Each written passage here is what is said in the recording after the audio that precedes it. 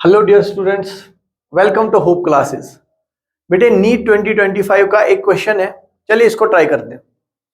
हमारे पास दो same to same incline plane given है, सेम टू सेम। फर्क बस इतना है कि ये जो टॉप वाला है इसका जो ये इंक्लाइन है ये स्मूथ है, यानी कोई फ्रिक्शन नहीं है। लेकिन ये जो बॉटम वाला इंक्लाइन प्लेन है इसका जो ये इंक्लाइन है ये रफ है। हमें ये बात भी गिवन है कि ये जो इंक्लाइन है दोनों का, इसकी लेंथ हमें गिवन है एल, यहां पर भी एल और यहां पर भी एल, दिस इंक्लाइन लेंथ। और एंगल कितना है इस इंक्लिनेशन का? 45 डिग्री। हमसे पूछा गया है कि हमने यहां पर इसके ऊपर से एक किसी बॉक्स को या किसी ऑब्जेक्ट को ऐसे छोड़ दिया, we have released a point object there, या कोई भी एक बॉक्स। रिलीज का मतलब होगा इनिशियल वेलोसिटी 0। मैंने इसको यहां पर छोड़ दिया तो ये, क्योंकि कोई फ्रिक्शन नहीं है तो ये ऐसे ऐसे नीचे आ जाएगा, ठीक है ना। मैं बोल रहा हूं कि उसमें टाइम लगा t1। उसी सेम ऑब्जेक्ट को मैंने इस रफ इंक्लाइन पे रखा, ये कह रहा है कि ये ऑब्जेक्ट भी नीचे नीचे नीचे आ गया ऐसे, ठीक है ना, इस रफ इंक्लाइन पर। उसका टाइम मैं बोल रहा हूं t2।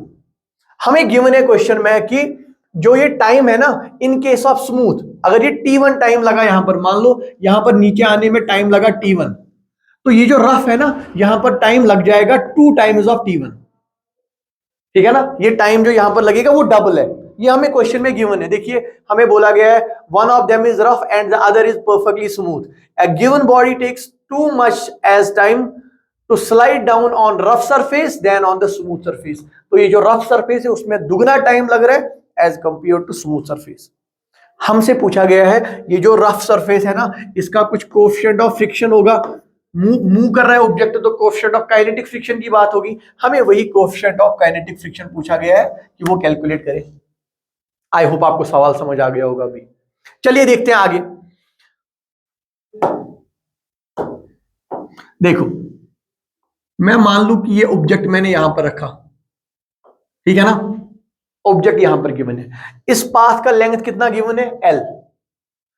Let's consider all the acceleration जो इस एल के अलोंग लग रही है। देखो ये जो ऑब्जेक्ट है इस पर डाउनवर्ड डायरेक्शन में ग्रेविटी लगेगी जी, ठीक है ना। अब यहां से देखिए, यहां से एक कंपोनेंट आ जाएगा जी साइन थीटा, या जी साइन 45 लिख दूं मैं, और यहां से एक आ जाएगा नॉर्मल के लिए, वो आ जाएगा जी कॉस 45, ठीक है ना।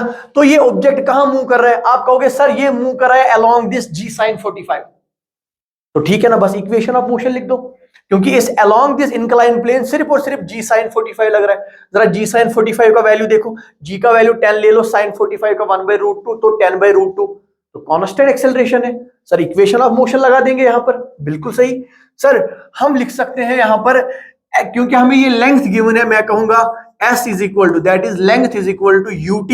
सर इनिशियली तो ये वेलोसिटी 0 है तो ut तो 0 बन जाएगा। s is equal to ut half of acceleration कितना? g साइन ऑफ थीटा या g sine of 45 into T square. इसको टाइम कितना लगा आने में नीचे? t1, तो ये बन जाएगा t1 का स्क्वायर। बिल्कुल बात सही है। इस केस नंबर 2 पे आ जाओ। केस नंबर 2 पे यहां पे सेम ब्लॉक को मैंने यहां रखा, जरा यहां पर मुझे बताओ क्या क्या फोर्सेस लग रहे हैं। आप कहोगे सर फोर्स तो लग रहा है डाउनवर्ड में mg, बिल्कुल सही। सर यहां नीचे की तरफ होगा कौन सा? mg साइन ऑफ 45, बिल्कुल सही। सर यहां एक mg cos 45 भी होगा, बिल्कुल सही होगा। ये नॉर्मल रिएक्शन कितना होगा? सर नॉर्मल रिएक्शन तो होगा म्यू काइनेटिक टाइम्स n, क्योंकि ये नीचे की तरफ आ रहा है, mu kinetic into n। Sir अगर ये सरफेस रफ है और ये ब्लॉक नीचे नीचे स्लाइड कर रहा है तो फ्रिक्शन फोर्स का आएगा। सर फ्रिक्शन तो रिलेटिव वेलोसिटी के अपोजिट में ही होगा, तो यहां देख ले ये आ जाएगा फ्रिक्शनल फोर्स, और वो फ्रिक्शन है काइनेटिक फ्रिक्शन, तो वो बराबर आ जाएगा किसके? म्यू के into N, and N is how much? N is mg cos of 45। ये देखिए बेटा सारे के सारे फोर्सेस हमने लिख लिए, ठीक है ना। तो मुझे बताओ अब ये जो पार्टिकल है, फोर्सेस को छोड़ो, मुझे एक्सेलरेशन बताओ, इसी पार्टिकल का एक्सेलरेशन बताओ। आप कहोगे sir along this incline downwards, तो एक्सेलरेशन होगा g साइन ऑफ 45, बिल्कुल सही। सर इस फ्रिक्शन की वजह से ऊपर फोर्स, तो फ्रिक्शन की वजह से जो एक्सेलरेशन आ जाएगी वो आ जाएगी म्यू के g cos 45। बस हमने इस पार्टिकल पर सारे, इस अलोंग दिस इंक्लाइन हमने इस पर सारे एक्सेलरेशन लिख लिए, ठीक है ना। चलिए इस पर इक्वेशन बताओ। सर इसका पाथ भी एल है, तो मैं लिखूंगा L is equal to U T, sir U है 0 तो यू टी गया, हाफ ऑफ एक्सेलरेशन बता बेटा। सर एक्सेलरेशन है G sine of 45 minus mu K times G cos 45 into इसमें कितना टाइम लग रहा था। सर इसमें टाइम लग रहा था पहले वाले का डबल। अगर पहले वाले में t1 लगा था तो यहां टाइम लगेगा ट्वाइस t1 का स्क्वायर, ट्वाइस t1 का स्क्वायर। बस l आ गया, ये वाला l भी आ गया, दोनों बराबर है, दोनों को इक्वेट कर दो। सर दोनों को इक्वेट करेंगे तो हमें मिलेगा हाफ ऑफ g साइन 45 कितना होता है, साइन 45 होता है 1/√2 इंटू t1 स्क्वायर।